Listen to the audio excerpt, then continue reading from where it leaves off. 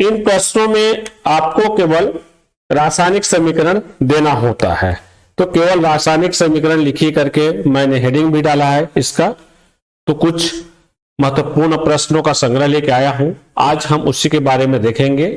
आपको प्रश्न पूछा जाएगा क्या होता है जब, तो उसका आंसर कैसे देंगे आज वो मैं बता रहा हूं, और जैसे बताया जाएगा वैसे ही आंसर आप लिखेंगे। बहुत ही ये स्कोरिंग होता है, गणित जैसा सवाल है। आप समीकरण को सही से लिख लेते हैं तो 1 नंबर भी नहीं करता, पूरे अंक मिलेंगे। लेकिन कहीं 1 अंक की त्रुटि, कहीं भी त्रुटि किए थोड़ा सा तो पूरे अंक कट जाते हैं। इसलिए आपको सावधानी पूर्वक प्रश्न को समझते हुए हल करना होगा। तो इसमें पहला प्रश्न है, एसिटिल क्लोराइड पर पैलेडियम युक्त बेरियम सल्फेट की उपस्थिति में हाइड्रोजन गैस प्रवाहित की जाती है। एक्चुअल में रोजनमूल अपचयन अभिक्रिया है। तो इसका उत्तर इस प्रकार से लिखोगे आप, देखिए एसिटिल क्लोराइड हो गया और हाइड्रोजन गैस प्रवाहित की जाती है, H2 है, पैलेडियम युक्त बेरियम सल्फेट है। आप चाहें तो नीचे में जाइलिन लिख सकते हैं, क्योंकि इसमें जाइलिन शब्द का प्रयोग नहीं किया है इसलिए मैंने नहीं लिखा है, पर रोजनमूल अपचयन में आपको जाइलिन लिखना होता है। और इस एसिटिल क्लोराइड पर पैलेडियम युक्त बेरियम सल्फेट की उपस्थिति में हाइड्रोजन गैस प्रवाहित करते हैं तो एल्डिहाइड बनता है। देख रहे हैं एसिटिल्डिहाइड बना हुआ है।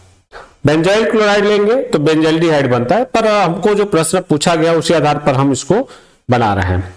अगला है, मेथिल साइनाइड पर स्टेनस क्लोराइड और हाइड्रोक्लोरिक अम्ल की उपस्थिति में अपचयन के पश्चात जल अपघटन किया जाता है। तो ये वह हो गया है, वह है, आप समझ जाएंगे। ये जो अभिक्रिया है स्टीफेन अभिक्रिया है, तो स्टीफेन अभिक्रिया का आप समीकरण लिख दो। देखिए मेथिल साइनाइड पर स्टेनस क्लोराइड SnCl2 और हाइड्रोक्लोरिक अम्ल की उपस्थिति में अपचयन कराते हैं तो एक माध्यमिक उत्पाद बनाता है CH3CH डबल बॉन्ड NH।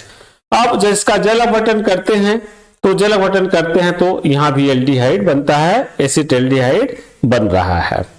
आपको बस इसी प्रकार से समीकरण देना है। फिर है कैल्शियम एसीटेट का शुष्क आसवन किया जाता है, तो कैल्शियम एसीटेट का सूत्र लिख देंगे, आसवन या गरम का चिन्ह लगा दीजिए यहाँ पे। तो एसीटोन बनता है, तो कैल्शियम का मुख्य उत्पाद एसीटोन है। तो आप देख सकते हैं इस प्रकार से 2 मोल जो है कैल्शियम एसीटेट लिया गया है, 1 मोल कैल्शियम एसीटेट लिया गया है। तो कैल्शियम एसिड को आप CH3CO को CH3C को इस प्रकार से लिख सकते हैं, और यहां से CH3CO CH3 बचता है तो एसीटोन हो गया, बाकी कैल्शियम कार्बोनेट के रूप में बाहर निकल जाता है। तो कैल्शियम एसीटेट के शुष्क आसवन से हमको एसीटोन प्राप्त होता है। इस प्रकार से प्रश्न पूछे जाएंगे, आपके केवल रासायनिक समीकरण ही देना है और आपको पूरे अंक मिल जाएंगे। ये सभी महत्वपूर्ण प्रश्न है, बिल्कुल आप लोगों को करना ही है। बार बार लिख करके प्रैक्टिस करके देखिए, सूत्र याद होना चाहिए। फिर अगला है, एसिटिल्डिहाइड पर एथिल अल्कोहल की अभिक्रिया HCl गैस की उपस्थिति में की जाती है तो हेमीएसिटल बनता है। एसिटिल्डिहाइड के एथिल अल्कोहल के साथ क्रिया कराया गया है HCl की उपस्थिति में, उपस्थिति वाले को हमने एरो के ऊपर लिखा, तो देखिए हेमीएसिटल बना है। फिर एसिटिल्डिहाइड पर टॉलेंस अभिकर्मक की क्रिया कराई जाती है, तो आप लोग प्रैक्टिकल भी करते हैं, रजत दर्पण बनता है। समीकरण को लिखना है, देखिए एसिटिल्डिहाइड बोलता है, तो मैं यहाँ एल्डिहाइड का ले लिया हूँ RCHO, टॉलेंस अभिकर्मक Ag2O RCOH, ये रजत दर्पण। तो आप क्या करना है, एसिटिल्डिहाइड लिया है, यहाँ पे मैं नहीं ले पाया, R के जगह में आप जो है एल्किल मूलक के जगह में CH3 अपनी ओर से और लिख लीजिए, तो यहां भी CH3 हो जाएगा। एसीटोन पर सोडियम हाइड्रोक्साइड और आयोडीन की क्रिया कराई जाती है, तो देखते हैं आयोडोफार्म बनता है इसमें। तो एसीटोन पर ये देखिए एसीटोन है, आयोडीन है, क्षार है, सोडियम हाइड्रोक्साइड है, तो इसके साथ इसको गर्म करते हैं। सबसे पहले ट्राई आयोडीन एसीटोन बनता है और उसके बाद ट्राई आयोडीन एसीटोन का पुनः क्षार की अधिकता में गर्म करने पर आयोडोफार्म का पीला अवक्षेप प्राप्त होता है। फिर है सोडियम एसीटेट की क्रिया सोडा लाइम से की जाती है। अब सोडा लाइम के आप जानते हैं कैल्शियम ऑक्साइड और सोडियम हाइड्रोक्साइड का मिश्रण सोडा लाइम कहलाता है। तो समीकरण इस प्रकार से होगा, 11वीं में भी आइए।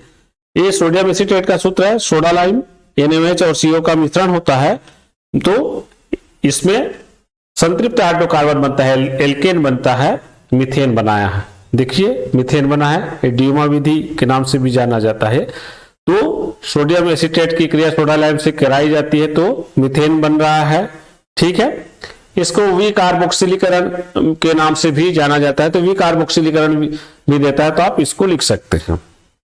फिर है एसिटाल्डिहाइड का जिंक अमलगम और HCl की उपस्थिति में अपचयन कराई जाती है। देखिए जिंक अमलगम लिखा गया तो जिंक और Hg का मिश्रण होता है, तो HCl की उपस्थिति में अपचयन कराते हैं तो संतृप्त हाइड्रोकार्बन बनता है। एसिटाल्डिहाइड है और जिंक अमलगम की उपस्थिति में और HCl की उपस्थिति में जो है अपचयन हो रहा है, हाइड्रोजन के साथ अपचयन होता है ना, तो एल्केन बना, देखिए एथेन बना, यहाँ CH3 C2H6 हो जाएगा। अगला है एसिटिक अम्ल फास्फोरस पेंटाक्लोराइड से क्रिया करता है, तो एसिटिक अम्ल फास्फोरस पेंटाक्लोराइड से क्रिया करता है तो एसिटिल क्लोराइड बनता है CH3COCl और POCl3 HCl बनता है। मुख्य उत्पाद एसिटिल क्लोराइड है इसमें।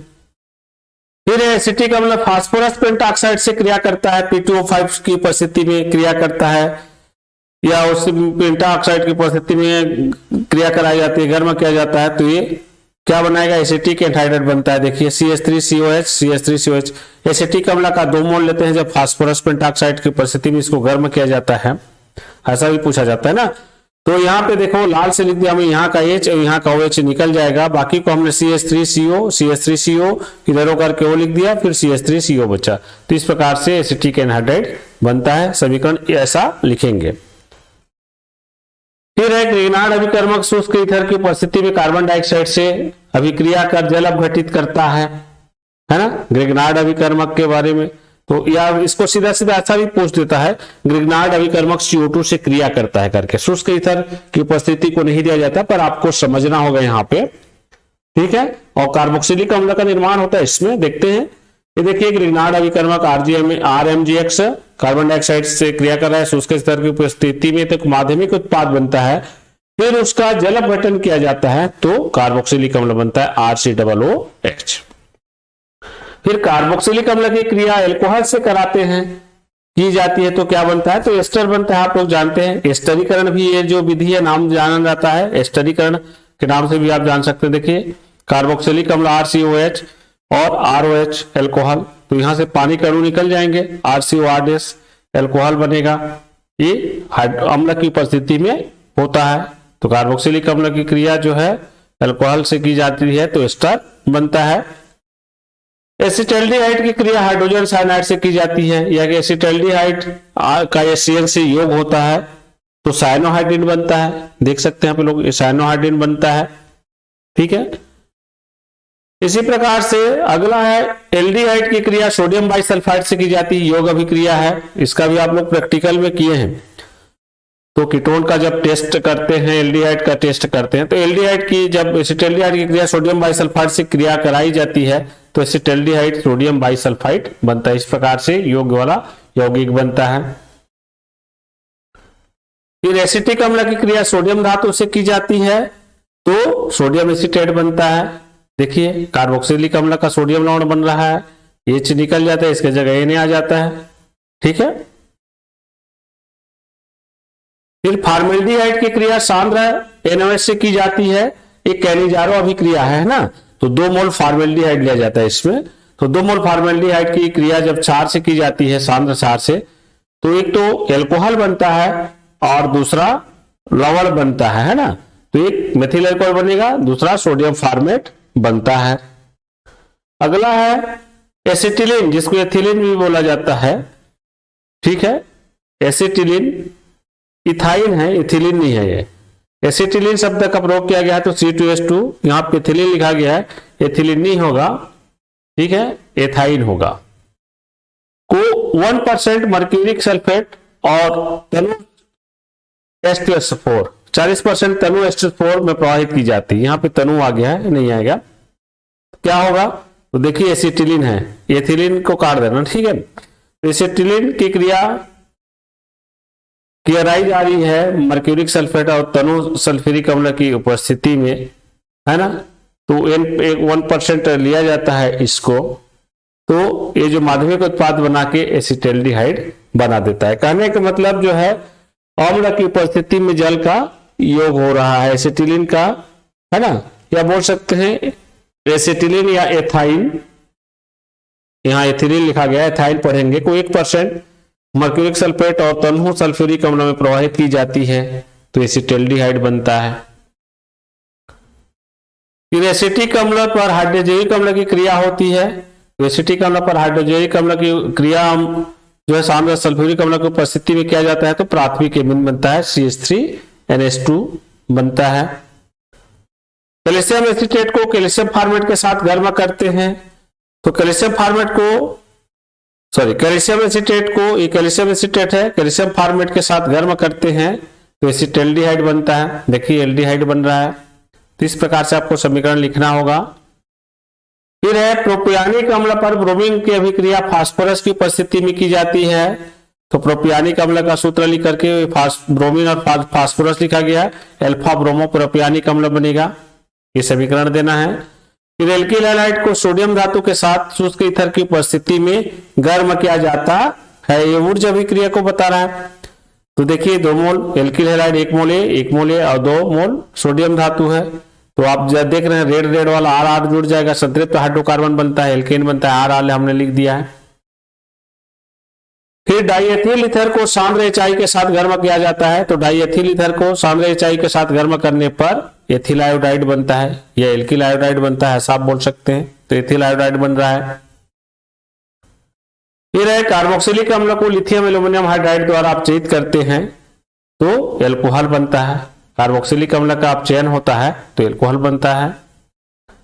एथिल एल्कोहल पर जिंक चूर्ण की क्रिया होती है तो संतृप्त हाइड्रोकार्बन बनता है, जिंक ऑक्साइड अलग हो जाएगा और हाइड्रोजन C2H6 से बना देता है, एथेन बना दिया, मतलब संतृप्त हाइड्रोकार्बन बना रहा है। बेंजीन डाइजेनियम लवण का जल अपघटन किया जाता है तो फिनाल बनता है। बेंजीन डाइजेनियम लवण, बेंजीन डाइजेनियम क्लोराइड का सूत्र है, जल अपघटन कर रहे हैं H2O के साथ अम्ल की उपस्थिति में तो फिनाल बन रहा है। साथ में यहाँ का जो N2 निकल गया और HCl, यहाँ का एक HCl, ठीक है, और OH कहाँ चला जाता है, C6H5OH के साथ में। तो इस प्रकार से आपको समीकरण को ही केवल लिखना है जब परीक्षा में पूछा जाता है, और इस सभी महत्वपूर्ण प्रश्नों का संग्रह है जो संभावित है आपको इस वर्ष 2022 की परीक्षा में भी पूछे जाने की संभावना है। बिल्कुल आप इनको तैयार कर लीजिए 5 नंबर के लिए। फिर है एल्कीन के ओजोनी अपघटन से, तो एल्कीन का जब ओजोनी अपघटन किया जाता है कार्बन टेट्राक्लोराइड की उपस्थिति में तो सबसे पहले एथिलीन ओजोनाइड बनता है, और एथिलीन ओजोनाइड का जिंक चूर्ण की उपस्थिति में जल अपघटन करते हैं तो फॉर्मेल्डिहाइड बनता है। तो इस प्रकार से आप इन अभिक्रियाओं को अच्छा से तैयारी कर लीजिए, आपके लिए फायदाजनक होगा। Thanks for watching. अगर पसंद आए तो लाइक कर दीजिए, शेयर कर दीजिए, सब्सक्राइब कर दीजिए चैनल को, और अन्य वीडियो देखना है इस पाठ से प्लेलिस्ट में भी जाके विभिन्न पाठों का देखना है, अलग अलग यूनिट का बना दिया हूं मैं नोट्स के रूप में, तो आप इस लिंक पर जा सकते हैं, ये जो मेरा इस YouTube का लिंक है। ठीक है, आप सभी को पुनः धन्यवाद। परीक्षा की तैयारी करिए, पास में है, और लिख करके प्रैक्टिस करिए। कार्बनिक रसायन के सूत्रों को बार बार लिखेंगे तो उतना ही आपको याद होगा, क्योंकि आपको परीक्षा में लिखना भी होता है। धन्यवाद।